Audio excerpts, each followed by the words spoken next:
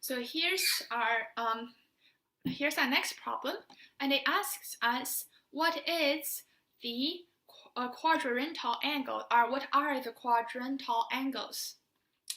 So what are the quadrantal angles?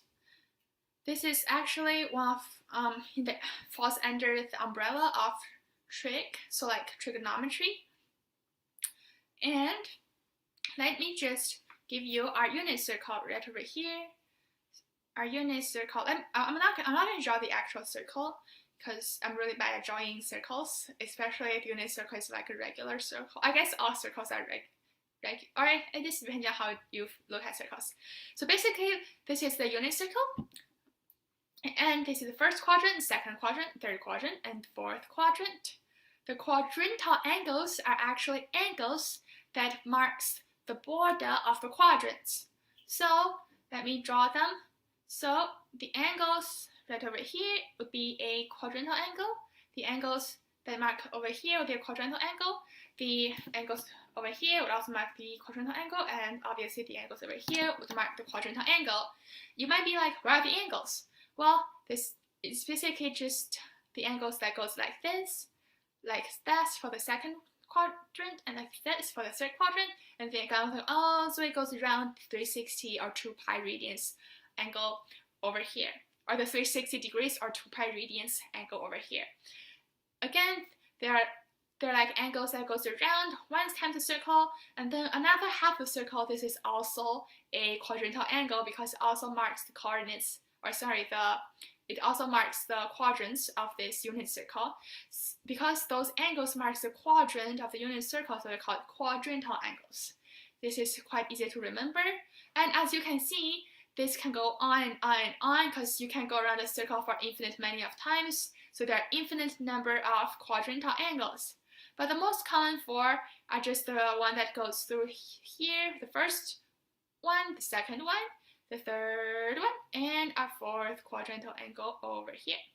So those quadrantal angles are actually 90 degrees. So the angle that goes through from here to the y-axis is 90 degrees, and then our 90 degrees are pi over 2 radians, and then the second quadrantal angle that goes to flat line over here is 180 degrees, or I'm sorry, the 90 degrees is actually, yes, it is pi over 2. I am correct. And then the angle that's 180 degrees is just pi radians. The angle that goes 3/4 of the circle is 3 pi over 4.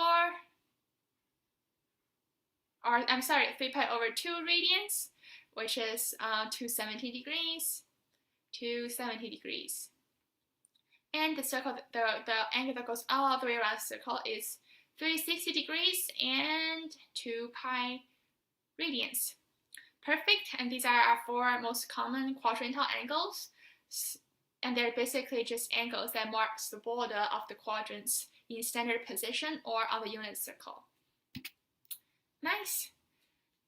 And obviously it can go on forever, so like the next quadrantal angles, as you anticipated, will be 5 pi over 2 radians, which is another 90 degrees. So 360 plus 90, which is 450.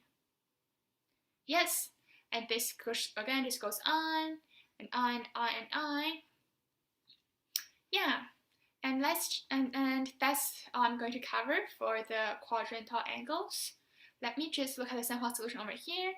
Yes, they had definition of the quadrantal angles, and they didn't mention that the angles can go. There can be like a lot of different quadrantal angles, and it can be like infinite any technically. But I guess these are only the 4. They are the 4 ones you'll probably see. So just covering these is sufficient. Let's just say correct solution. Excellent. And the solution is correct. Now we're at our 6th problem over here.